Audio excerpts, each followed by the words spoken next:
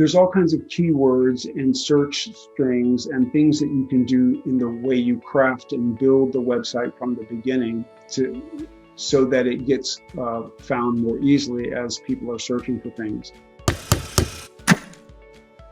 Hey, Erik, glad to have you on the show today. Hey, thanks, Spencer. Good to be here. Yeah, I'm excited for the conversation because we're going to dive into a topic that I love talking about, which is making your website work for you. But before we get too deep in the weeds, I guess maybe just share a little bit with our audience on, how'd you get into this crazy world of construction? Well, a long time ago, 24 years ago or something like that, I was working for a company in Houston, and they were owned by a company in Florida that provided products and services to home builders. I went back to Florida to do some business process work for them. And one thing and another, they needed some help with sales and some other things in terms of the products and services they were providing to builders, one of which was web development.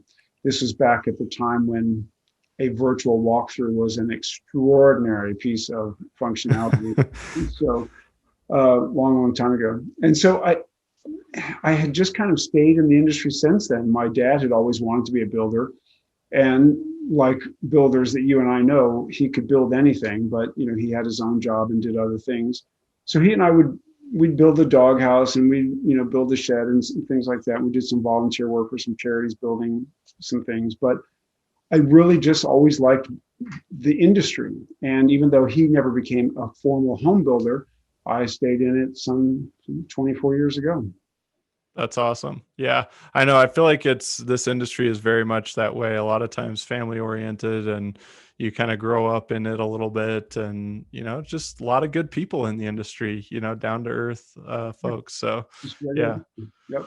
That's awesome. So, yeah, maybe share a little bit about what you're doing today, and then I want to kind of go back to the topic of websites and probably how they've evolved. But yeah, what are you up to these days?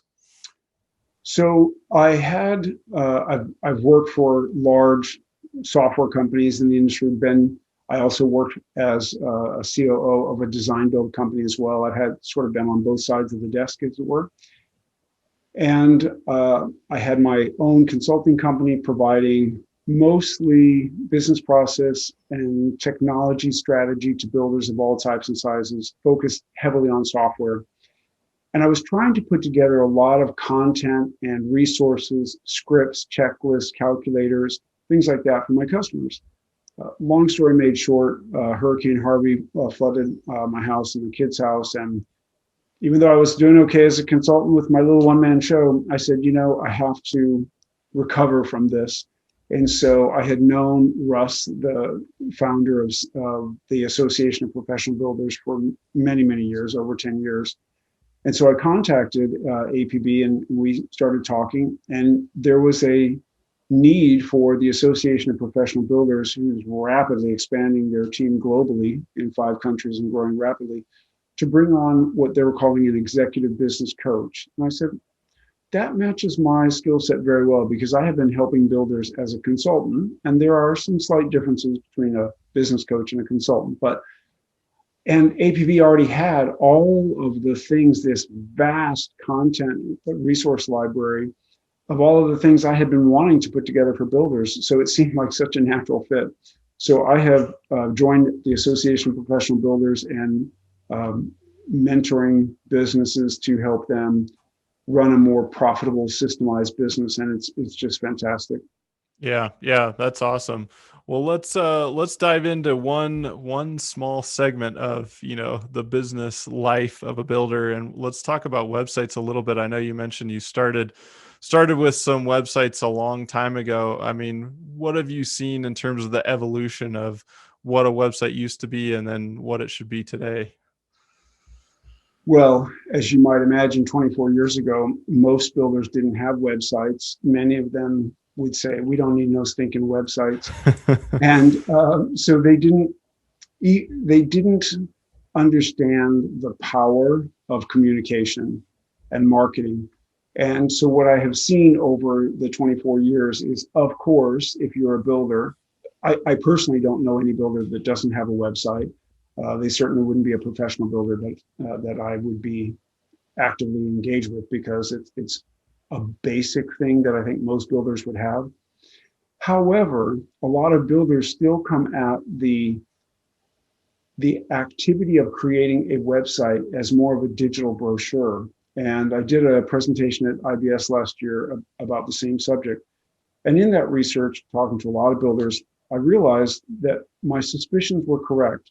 And that is that builders don't view their website as the powerful business tool that it really, well, that it can be, that it is for many builders, and that it should be really for all builders.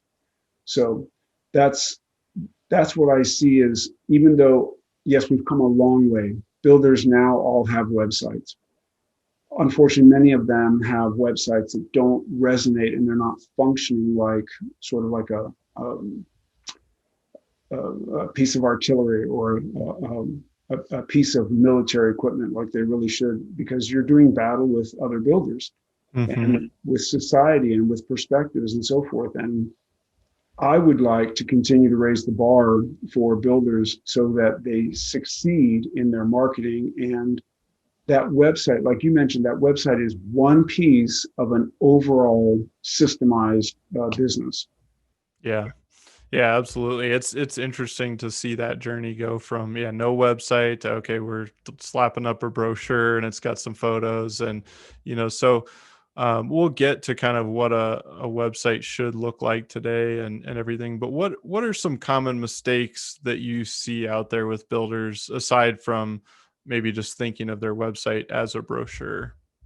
Yeah, so the biggest mistake is not leveraging the capacity of what the website could deliver. That's clearly the biggest mistake.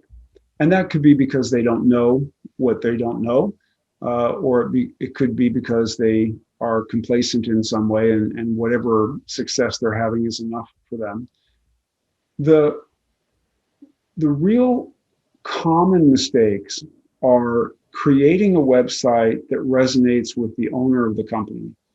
And of course, every business has their own target types of clients.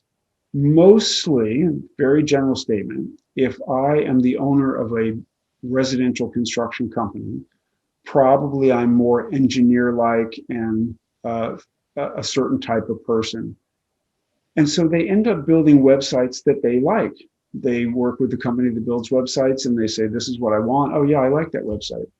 But they're not taking into consideration that the website isn't for them. The website, if you like your website and your customers are very different than you are, you don't have the right website. So really the biggest mistake is creating a website that you like, but that is not what the consumer customers that you have would like or resonate or engage with. That's the biggest mistake. Yeah, yeah, I'm glad you mentioned that. It's a good point, because we always get caught up in our own stuff, and we're like, Yeah. oh, I like this or I don't like this, and I always like to have that conversation around design too, which is it's super subjective, right? It's you could like it, I could hate it. At the end of the day, what matters, and you said it, it's the customer and what do they like, but maybe even more so, can they get the information they want and those Yeah. types of things. So you kind of talk about this concept of creating a battle ready website. What does that mean? Battle ready website. Um, well, you mentioned perspective and a subjective evaluation. And just very quickly, I was talking to my wife about meeting with you today and chatting and so forth, and explaining the concept to her. And she goes, yeah, it's just like when you buy a shirt, it's the ugliest shirt in the world and I don't like it. I don't want to be seen to it.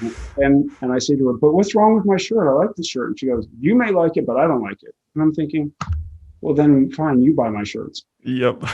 And that's on a very personal level, but expand that out to a multi-million-dollar business when you have lots of risk and lots of liability and lots of potential benefit. So a battle-ready website is one that does battle with your competitors, and it's one that really operates more like a military base, if you will. If your website is more like a military base, it has content that I can, just like I can go on the base and get groceries at the commissary, I can go to your website and get basic information. Great. But I can also get so much more. The purposes of the website are to move your business farther ahead. And it can only do that if that website functions in very simple ways. First, it has to get found. There's no point in having a website that's not built in such a way that it is going to be found organically when people search. If I go search for new homes, Decorah, Iowa, and you're a builder in Decorah, Iowa, your website better come up. So it has to get found. And then it has to engage. The second most critical thing that has to happen is your website has to engage me in some way. And consumers are impatient. You and I are consumers as well. You and I probably don't wait as long for things as some people. And so, because consumers are impatient, when they come to the website, they need to be engaged right away. Because most consumers, and I think you and I and all of the people who own businesses, construction businesses, are the same way.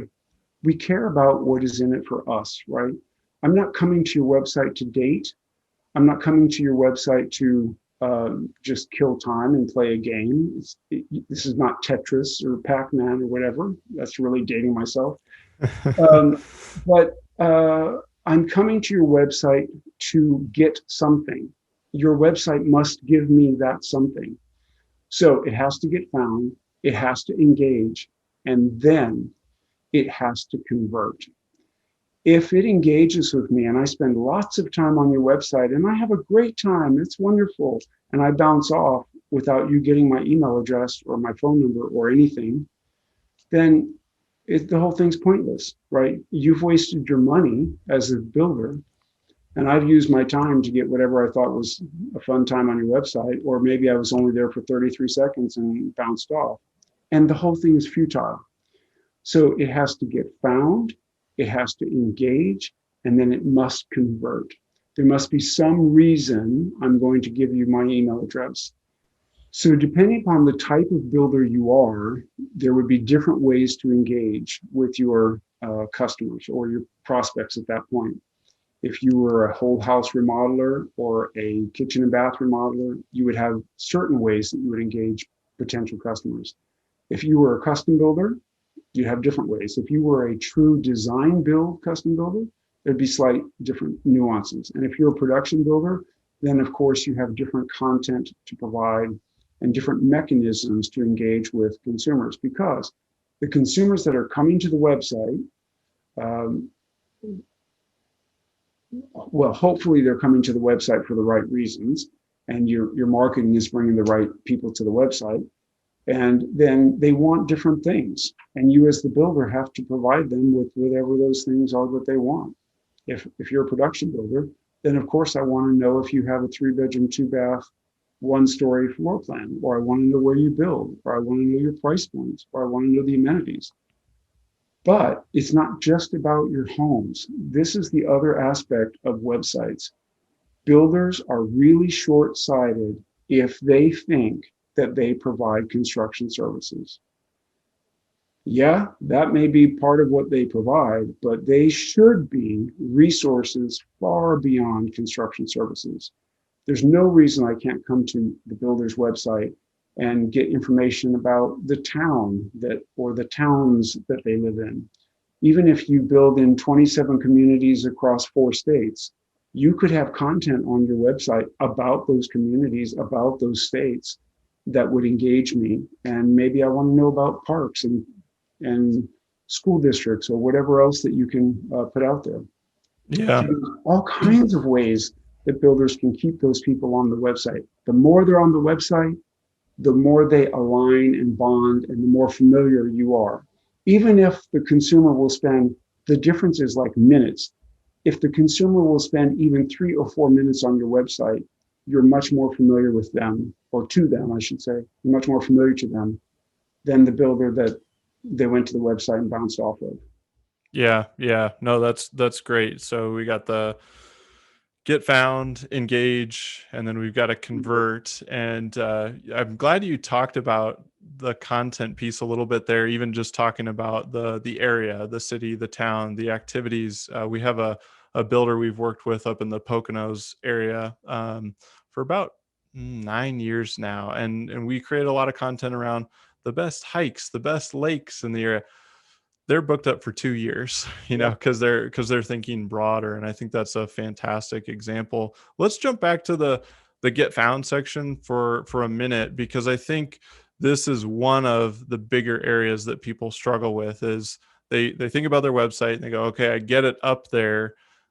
Now you're just kind of in the game, and now you can be found. But I think a lot of people kind of stop there, or they just kind of update a few photos here and there and change out some text. So what are some of the key things that people should be working on to actually drive people to the site rather than just kind of hoping they arrive? Yeah, to get found, to actually get found. Yeah. So one thing that's always funny to me is the builder will go search for things that they know are on their website. Like, I want to be the only builder that has a portico. Okay, and so they search for portico. But your consumers may never search for portico. Right. When you do your portico search, you come up way high. So, see there, I'm high up on my search engine. Yeah, but your consumers aren't searching for that. So they don't do enough research to figure out what would my consumers search for. Probably they'd search for new homes Topeka, Kansas, or custom homes Santa Fe, New Mexico, or whatever the things that they would search for. So builders would do well to do a little bit more digging in terms of how they think their clients would actually really start their search. Because you and I think most builders get it now. A vast majority, I don't know what the percentage is, but it's 80 or 90% of people start their search online. And really, when you think about the psychology of it, people are looking for a way to disqualify the builder before they look for a way to qualify the builder. So if I go look for new homes, I'll just pick on Houston because I live in the Woodlands here. So if I go look at new homes, Woodlands, Texas, I get a whole bunch of stuff. Well, I don't have the capacity to go through 12 pages of search results, right? So I'm going to look at something that gravitates towards me, or that resonates with me, I should say. And so they start minimizing the intent right away. They're not going to go to 37 builders' websites and start looking around. And so they go to a website, it's not very good, or it loads really slow, or they don't like the picture, or whatever. They don't like it, they're off, they're gone, and they almost never go back there. So now they've got a short list, maybe it's 5, 6, 7 builders that they're looking at. They're continuing to disqualify because the consumer doesn't have a vast amount of content to choose from. It's not like they have a checklist. Okay, do they have a photo? Yes. Okay, do they have a cover photo? Yes. Do they have it? They're not doing that. It's all gut and reaction. So builders would do well to really understand what their typical client wants to see and wants to get from their website from the very first page. Of course, your website has to load fast because consumers are impatient. Of course, it needs to have photos. And it's not a dating site, but I'm still a human being. So I still want to see, like what you or your team or something looks like. A lot of builders just have, here's a picture of this house, here's a picture of this house, here's a picture of that house. It's not enough. It's not enough to have a gallery of what you might have built. That's just not enough anymore. We as consumers are really trying to make a connection with that builder. The only way we are going to go forward and give you our information, our name and our email address, is if we feel comfortable enough with you to do that. And that's not going to happen if you've got junky renderings and stick drawings and bad photos and all this other kind of stuff. So builders really need to focus on what they feel and know are going to what are those things that are going to resonate with their prospective buyers. Yeah, absolutely. I mean, kind of goes back to just some of those core marketing principles, which is, you got to know your target audience and what they're interested in. So, yeah, are there certain types of, content that you're seeing today that work really well to help get builders found? You kind of mentioned, talking about areas or towns, but are there some other things that come top of mind? Well, not to get too technical, and I'm not actually that kind of a technical person. You might be, but I'm not. There's all kinds of keywords and search strings and things that you can do in the way you craft and build the website from the beginning to so that it gets found more easily as people are searching for things. And on that note, this is one of the big mistakes that I feel builders do, and many companies do. They go to a web development company, or maybe it's somebody they know, and they feel comfortable with them. And no doubt that company can build a website. But if that company is not really industry specific and that company doesn't have builder customers already, and you as the builder are going to be their first guinea pig builder, what you as the builder are doing is you're handing over one of your biggest potential revenue generating machines to a company that does not know your journey as a builder. They don't know what you go through on a day-to-day basis, and they don't really know how consumers engage with builders. So if you ask a web development company, should I have interactive floor plans on my website?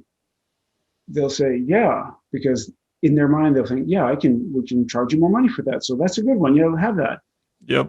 But if they don't know what's the benefit to an interactive floor plan, if they don't really understand how consumers engage with builders, then the builder is risking money. They're sort of I think not paying attention to the larger picture. This website can be the difference, and I've seen it over and over again. It can be the difference between your company being a $2 million company or a $20 million company or beyond, right? The larger builders. And so it is a very big deal, and builders don't spend enough time doing the research, not only in terms of what the website should have and what it should do, but also who's going to do it for me. Is it going to be my high school next door neighbor? I mean, Hopefully not. is it going to be this web development company who's got lots of animation and has a really fancy site and big name customers? If the big name customers aren't builders, even if they're B2C or B2B, does it matter? Does it matter if you're going with the company who has a blowaway, brilliant website, gigantic media company of the Northern Hemisphere? We do everything well. If you don't know how I engage with consumers, I don't want to be the guinea pig. I don't want to teach you how consumers work with builders. So I think it's short-sighted for builders to go with providers who don't know their industry. And that goes way beyond web development. That's sales, education, that's all kinds of things that builders probably could do a better job and get better results if they would go with somebody who really knows their industry. Yeah, for sure. Well, let's shift gears a little bit to a question that I'm hearing a lot about, or just a challenge that's coming up right now, which is the quantity of lead flow right now. It's just demand is super high. How does the website work in any of these phases, whether it's get found or engage or convert, to kind of weed out some of the junk leads, so to speak? Because I think I hear that term a lot. The internet provides a lot of junk leads. So what would you say to a builder that's kind of got that mentality?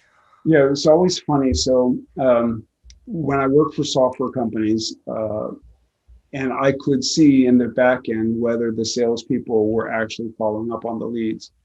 It's always funny that the builder says, we're not getting enough leads. They're not good enough leads. Like, well, how would you know they're not good enough leads? Because your salespeople never called them. They didn't even email them, or they called them one time. And, when they say, no, our salespeople are great. No, I'll show you that your salespeople are really waiting for the highly qualified people, the ones that are going to walk in. And that's great. And most salespeople are very interactive, very communicative, very person oriented. So of course they want people to walk into what would be a model home for production builders.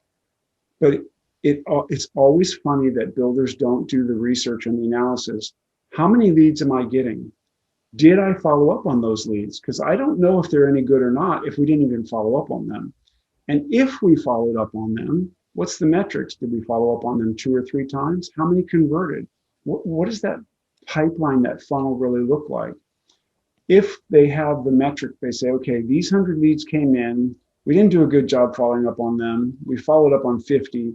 And of those 50, we had 10 appointments. And of those 10 appointments, 5 became a proposal of some kind, and we closed 3 of them. I said, great. So then you close 3 deals on 100 leads. If you want to close 9 deals, then you need 300 leads, right?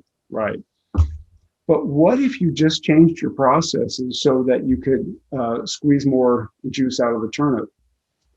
What if you said, hey, those 100 leads, I don't even know if they were good leads or not. I don't know where they came from. I don't know did I pay too much for them? Are they good leads or bad leads? I don't know. So it's just funny that builders say, I need more leads, I need more leads, I need more leads. What you need are more qualified leads. And that is true whether you run an ice cream shop or a dentist or a car dealership or whatever else. It doesn't really do you much good to throw all this money out there and say, well, now I got 5,000 leads, if they're all junk, or if you're not going to follow up with them. If the formula that you're using isn't right, then you're not spending money efficiently. So my suggestion to builders is figure out where you are right now. How many leads are coming in? What are their sources? What are you paying for them? Are you qualifying them? Are you working them in accordance with whatever process that you have going? And what's working? What are you doing well? And then back that up and say, okay, here's what we're doing well. Here's what we need to do better. And how do we get better leads at the very beginning? Because I'd rather have 5 leads that are going to convert than 500 leads that are going to waste my time that I got to go deal with and that aren't going to go anywhere. Right. So Absolutely. yeah.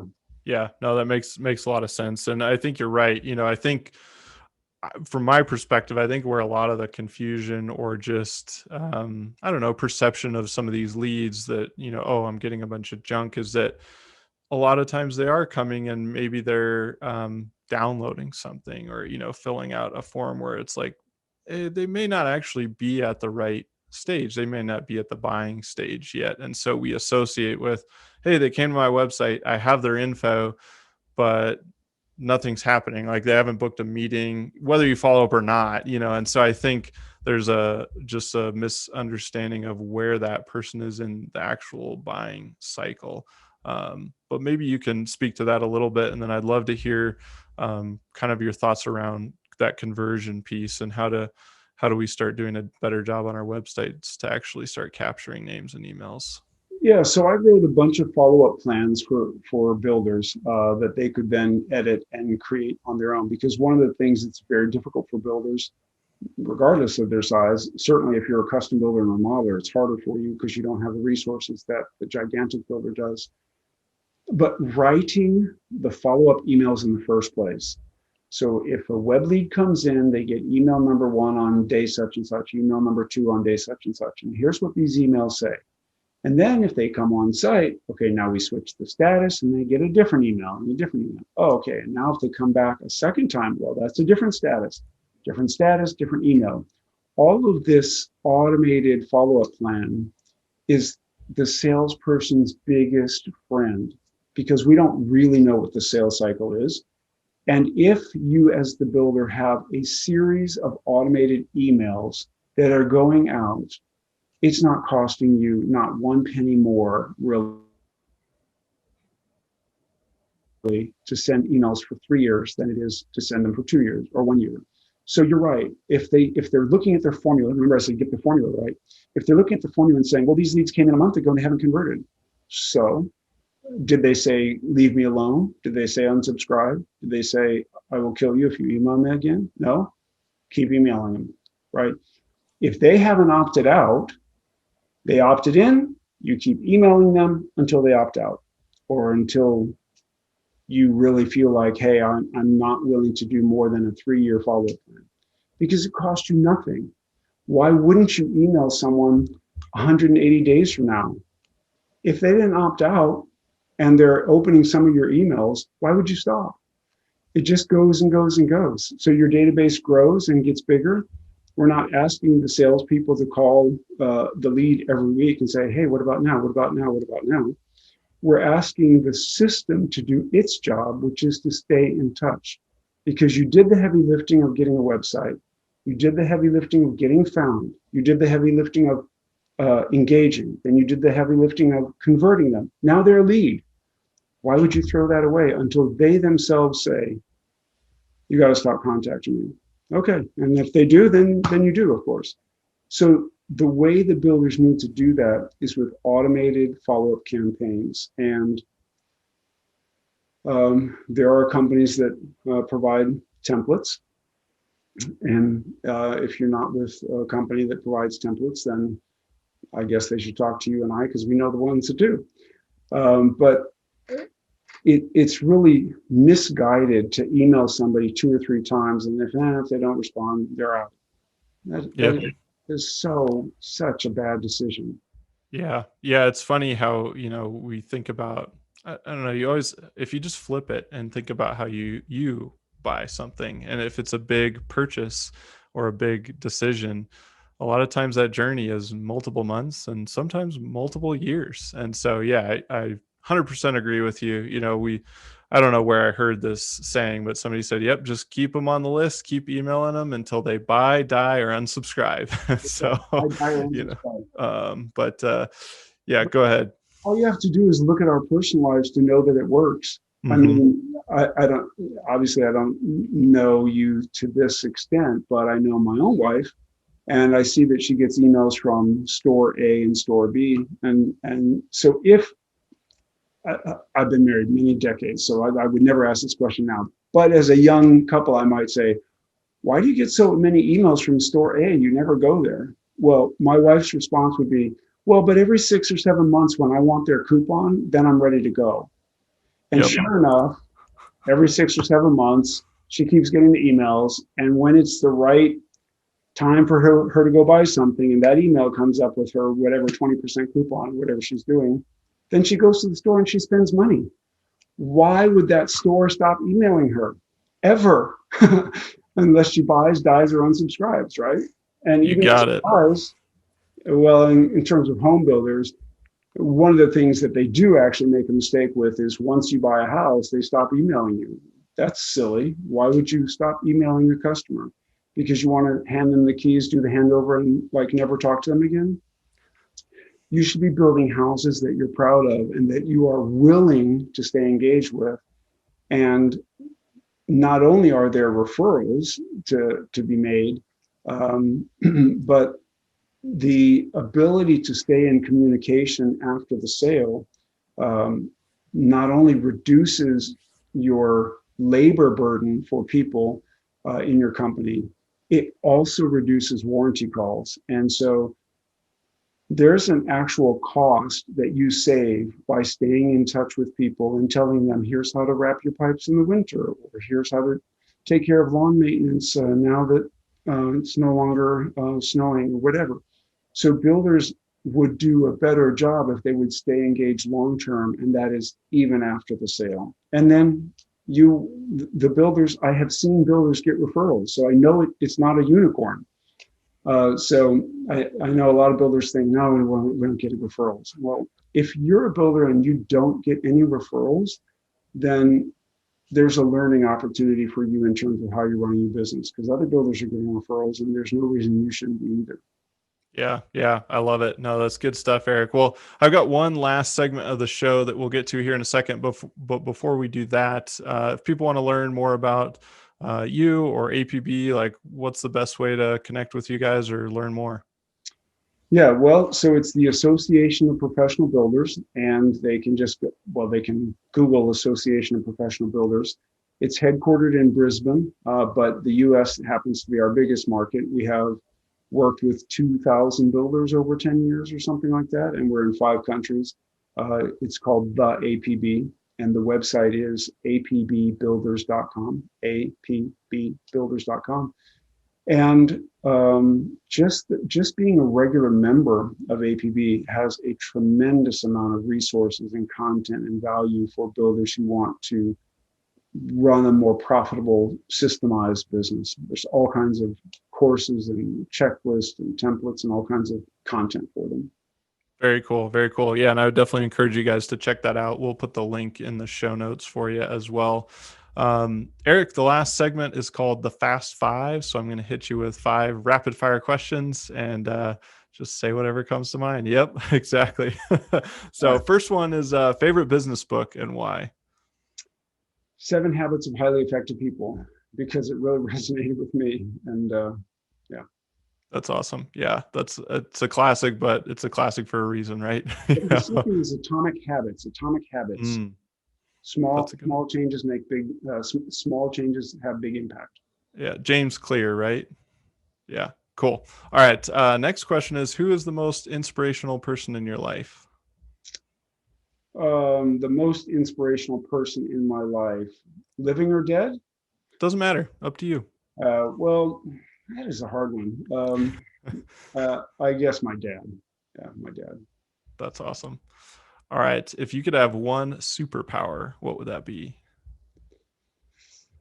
I want to say mental telepathy, to read people's mind, but I'm afraid that I would go crazy reading people's mind. So I won't say that one. I feel like that's a classic salesperson answer. It's like get in the mind. Yeah, I'm not in sales, but still. So I guess my superpower would be to resolve conflict. That's a good one. All right. Describe yourself in 3 words. Autodidact polymath. Male autodidact polymath. Dang, you were ready for that one. My sister just called me that. Well, it's actually, I guess, true. I had to look it up, but Well, I'm gonna have to after the show too. So. All right. Final question is, if you could leave our listeners with one piece of advice, what would that be? Don't settle. You can do better. Awesome. Well, cool. Erik, thanks so much for joining me today. This was awesome. Yeah, well, my pleasure, Spencer. Always fun to talk with you, and look forward to chatting with you anytime.